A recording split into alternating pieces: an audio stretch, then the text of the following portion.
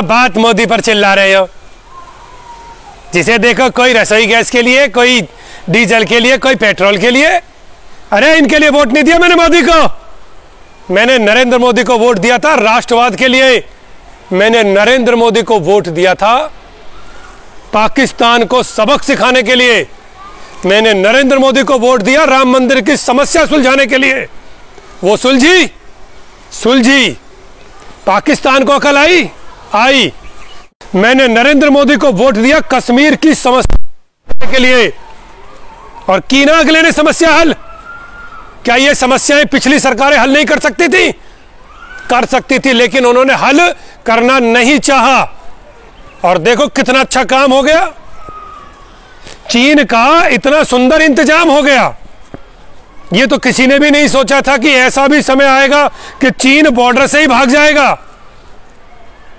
ये महारत है देश के प्रधानमंत्री नरेंद्र मोदी की, और ये योग्यता है उनकी।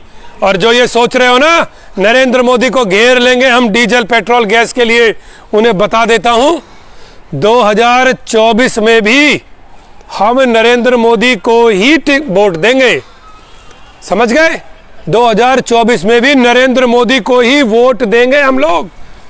और उस समय वोट देंगे यूनिफॉर्म सिविल कोड के लिए, उस समय वोट देंगे जनसंख्या नियंत्रण कानून के लिए, और उस समय वोट देंगे देश से हर धर्म के, चाहे वो मुसलमानों का हो, चाहे हिंदुओं का, चाहे किसी भी धर्म का हो, हर धर्म के कट्टरवाद को समाप्त करने के लिए। एक लोकतांत्रिक देश में कट्टरवाद नहीं चल सकता, किसी भी धर्म का नहीं चल सकता। मैंने वोट दी है और वोट मोदी को मैं देता रहूंगा। जो लोग मुझसे सहमत हैं, जो लोग बाबा भवंडर से सहमत हैं, वो इस पोस्ट को आगे बढ़ाएं, और जो लोग मुझसे सहमत नहीं है वो पोस्ट से दूर रहें। अगर किसी ने पोस्ट में गाली वाली लिखने की कोशिश की ना, तो उसे एक जगह 100 गाली पड़ेंगी। ध्यान रख लेना, पोस्ट पर गाली लिखने से पहले तुम्हारे जैसों को जवाब देना बाबा भवंडर बहुत अच्छी तरह जानता है। मोदी था, मोदी है और मोदी रहेगा। और जो मोदी की दाढ़ी से डर रहे हैं उनके लिए तनिक बता देता हूं। ये तो मोदी जी जाने उन्होंने दाढ़ी क्यों बढ़ाई है, पर बहुत से कुछ लोग उन्हें आसाराम से कंपेयर कर रहे हैं, कोई किसी से कंपेयर कर रहा है। अबे मूर्ख गधे इंसान, ये मोदी है। और अगर तुम लोग ये सोच रहे हो कि तुम नरेंद्र मोदी को सत्ता से हटा पाओगे, तो जिस तरीके से तुम चल रहे हो उस तरीके से तुम जहां हो वहां भी नहीं रहोगे। मोदी को सिर्फ वही व्यक्ति चैलेंज कर सकता है जिसका राष्ट्रवाद, जिसका 125 करोड़ लोगों के लिए समर्पण, जिसका देश के हर धर्म जात के लिए समर्पण मोदी से ज्यादा होगा। सिर्फ वही व्यक्ति नरेंद्र मोदी को चैलेंज कर पाएगा, वरना कोई नहीं कर पाएगा।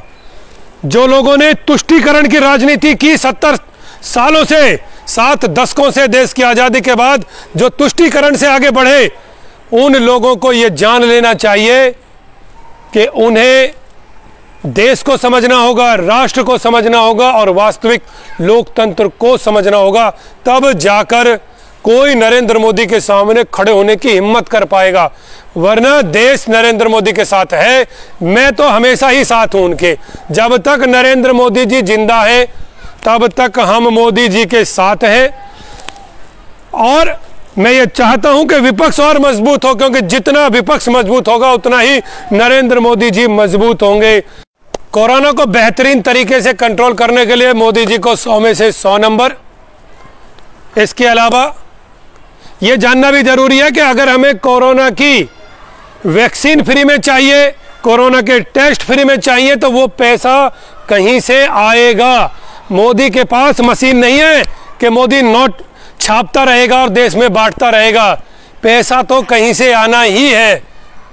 जिस तरीके से नरेंद्र मोदी जी की सरकार ने किसान आंदोलन को टैकल किया है वह भी सराहनीय है।